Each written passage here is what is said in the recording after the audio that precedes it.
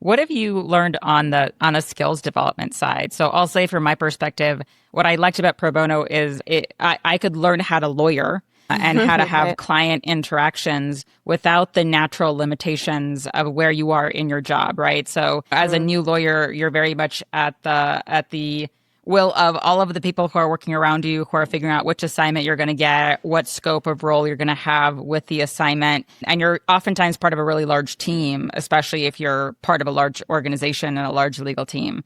And so let's chat about some of the insights you've gotten about the kinds of skills that Yeah. new lawyers especially have been able to build through pro bono work. What I love about pro bono is that it gives students the opportunity to develop the skills that they're going to use as a practicing attorney, but in a real world setting.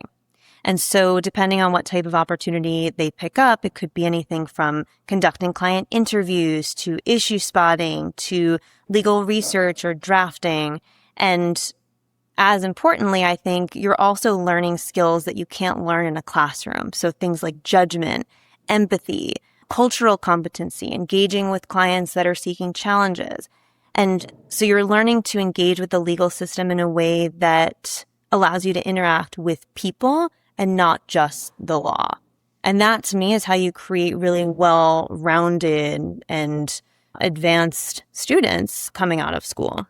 Yeah, I think there's this paradox that happens for a lot of lawyers and when they start their careers is I feel like they have a lot of agency as they come into law school. And during the law school process, you're told how things work and what your role is in it. And when you start practicing, that's even at a higher level where you're just waiting to be given direction to because of the way that learning is structured throughout that process. And I think simultaneously, many senior attorneys want young lawyers to develop agency, but they're in a container with limited ability for agency, right? And I found that pro bono work, and we went and worked on creating will documents for indigent clients in Brooklyn when I was practicing. I found that I had full agency, right? Like I sat down with somebody and I needed to hear their story. I need to understand what their wishes were. We had to figure out how to structure a document that reflected those intentions, right? And I was responsible for the entire kit and caboodle, right? Right. And so it really does force you back into that agency muscle, which may have been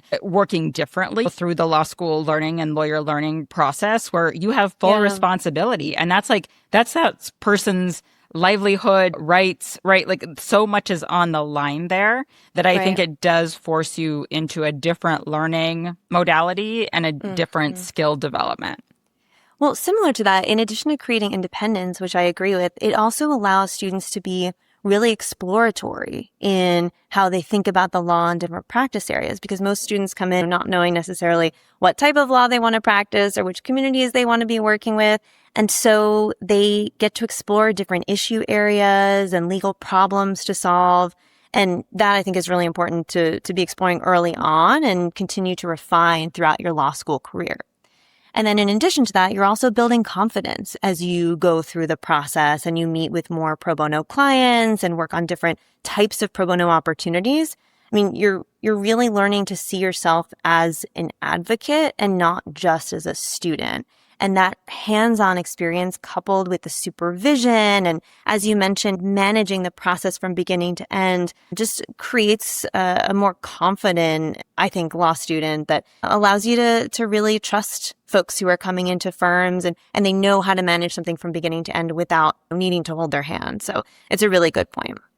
You underscore something that we don't talk about enough, which is like, how do I learn what I want to do as a lawyer? And we don't have a lot of those opportunities because I think we're limited by what we know and what we don't know in law school. We may not have experiential learning opportunities in our law schools to be able to do that work. When you go in as a summer associate or a junior associate, again, you're limited by what is offered to you as work and what you know and understand and what you can vocalize about what you like doing. Right. And as I've worked with so many lawyers across my career, I think one thing that keeps coming out for me is that you have to try it to know, right? Something in theory might seem like a lot of fun, which is how I chose some of my practice experiences. Like I like working with people, right? And I like navigating them through points of inflection, and I like tax and finance, but I don't necessarily like the kind of work that it was doing that work day to day, right? It's so important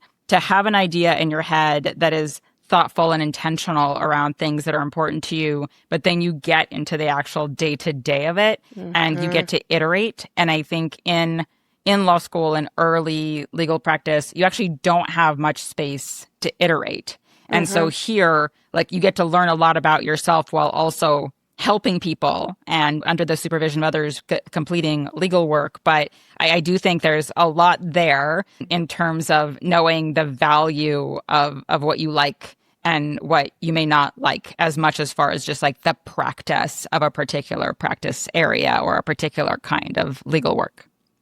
I love that.